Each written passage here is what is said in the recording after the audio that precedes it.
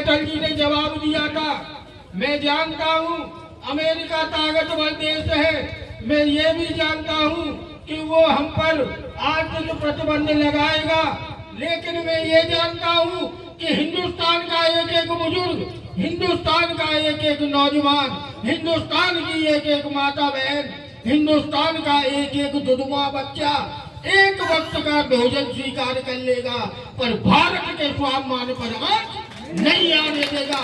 ऐसे पार्टी के नेता रहे हमारे अटल जी, बड़े बड़े जितने भी नेता थे, आज पार्टी उन्हीं की वजह से हम 2 से और 84 में 2 और अब बहुमत देखिए, अब के 400 पार और होंगे, ये स्थिति होने वाली है।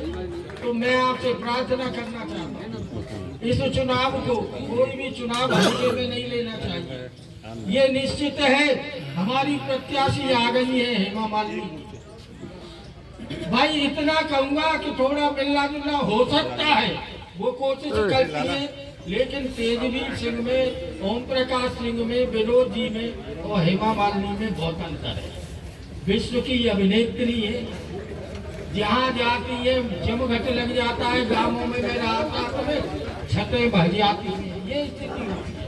उन्हें थोड़ी दिक्कत ये हुई, अब वो भी दूर होगी, लेकिन हमारा सौभाग्य है कि इतनी विश्व की बड़ी नेत्री मथुरा का तीसरी बार सांसद के रूप में यहाँ चुनी जाएगी।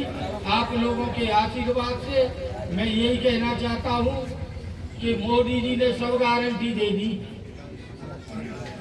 उनकी गारंटियों से जनता वापसी हो चुकी है। आप लोग सब वाकिफ में वो गारंटी पूरी हो, गारंटी पूरी हुई है। चाहे वो जनधन योजना के खाते हो 80 करोड़, चाहे वो उज्ज्वला योजना से गैस कनेक्शन मिले हो, चाहे वो आयुष्मान भारत के अंदर 5 लाख का निःशुल्क इलाज हुआ हो, चाहे गरीबों के छत पर मकान जो है, जो मकान के थे फुटपाथों पे सोते थे, उनके लिए मकान की व्यवस्था का मामला हो, चाहे मेरी मातृ शक्ति माता बहनों को अपना घर में ही शौचालय जिसे इज्जत घर का नाम दिया गया हो, ये सब गारंटी मोदी जी ने पूरी की।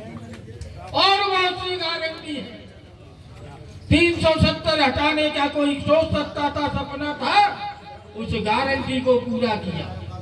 अभिनंदन पाकिस्तान में पकड़ा गया हमारा सैनिक, हमारा जवान, दूसरे ही दिन हिम्मत नहीं हुई, उस अभिनंदन का हिंदुस्तान में स्वागत हुआ। ये मोदी जी की गारंटी। राम मंदिर के लिए इतने समय से आप लोग संघर्ष कर रहे थे, सरयू का जल लाल हो गया था हमारे कार्यकर्ताओं की गोलियों से, राम भक्त की जब गोली लगी थी छाती में। आज भव्य राम मंदिर बनाने की मोदी की गारंटी है और वो बन गया है, और मुझे बहुत ही लोग के लिए। और जब हमारे शहीदों पर प्रहार हुआ, पुलवामा में हमला हुआ, हमारे शहीदों की गर्दनें काटी गई, उस समय उसका बदला लेने की पाकिस्तान की सरजमीन पर एयर स्ट्राइक करने की मोदी की गारंटी है।